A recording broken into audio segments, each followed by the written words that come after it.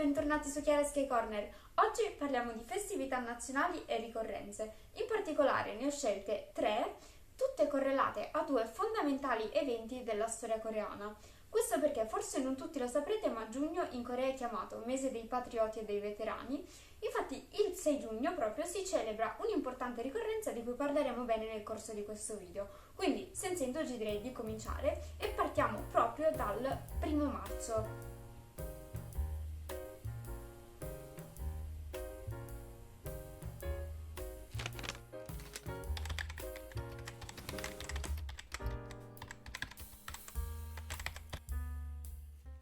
Per scoprire che cosa si celebra il 1 marzo dobbiamo tornare un po' indietro nel tempo. In particolare parliamo del 1 marzo del 1919. In quegli anni la Corea era sotto il dominio coloniale giapponese, iniziato nel 1910 e conclusosi solamente nel... Quindi perché proprio il 1 marzo del 1919? Questa è la data in cui per la prima volta gli attivisti del movimento di indipendenza leggono e distribuiscono tra la popolazione la dichiarazione di indipendenza. In occasione di ciò si tennero proteste pacifiche per tutta la penisola che vennero tuttavia represse nel sangue. Ed è proprio così che questa data viene poi simbolicamente scelta come punto di inizio del movimento di indipendenza, motivo per cui viene ancora oggi celebrata come giornata del movimento di indipendenza, in coreano Samiljeol, che letteralmente significa festa del 1 marzo. Ed è per questa occasione ogni anno innanzitutto nel Parco della Pagoda viene riletta la dichiarazione di indipendenza del 1919.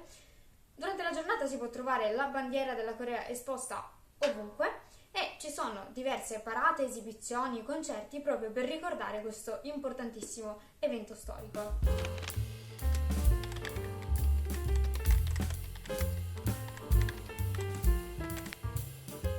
La seconda ricorrenza che ho scelto è celebrata il 15 agosto.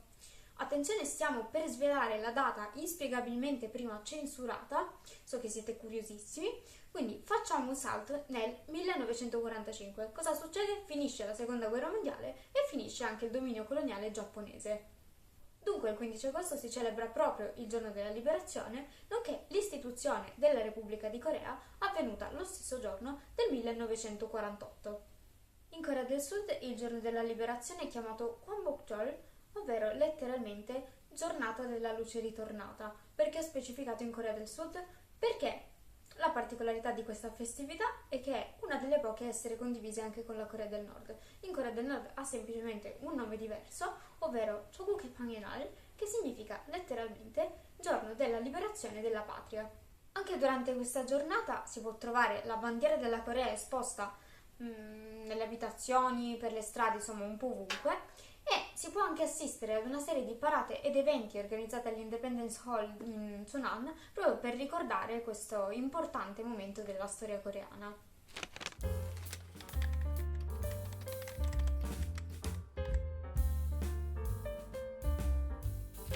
Veniamo al nostro 6 giugno. Eravamo rimasti al 1945 con la liberazione dal Giappone e la fine della Seconda Guerra Mondiale. A questo punto, per farla breve, l'Unione Sovietica prende il controllo del nord e gli Stati Uniti prendono il controllo del sud in attesa di riunificare la nazione. Tuttavia, come sappiamo, questo non è mai successo. Infatti, con l'inizio della Guerra Fredda, nel 1948, non solo la nazione non viene riunificata, ma vengono fondati 2 stati. Entrambi rivendicano l'intera penisola e questa situazione poi precipita nel 1950, quando la Corea del Nord invade Seul, dando così inizio alla guerra di Corea che si concluderà poi soltanto nel 1953 con l'armistizio.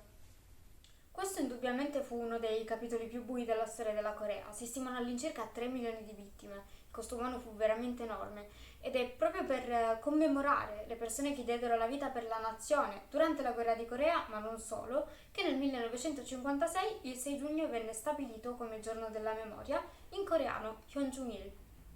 Ogni anno alle 10 del mattino si può sentire una sirena che risuona per tutta la nazione, a cui segue un minuto di silenzio, durante il quale persino le auto che si trovano in strada si fermano.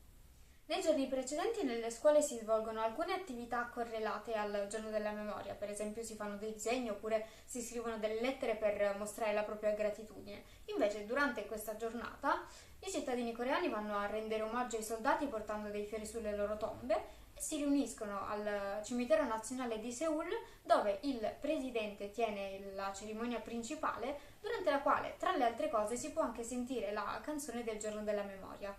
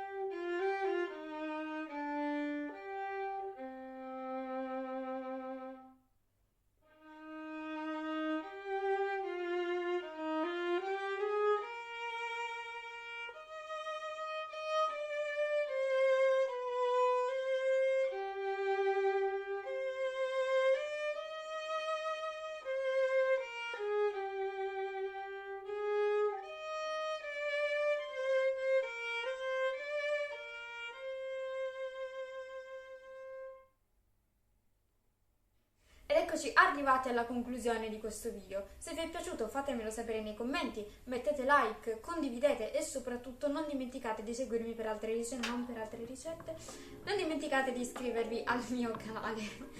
Sì. Prima di andare vi lascio ancora un piccolo riassunto delle date dei principali avvenimenti storici che ho affrontato nel corso del video. Per adesso vi saluto, ci vediamo nel prossimo video. Ciao!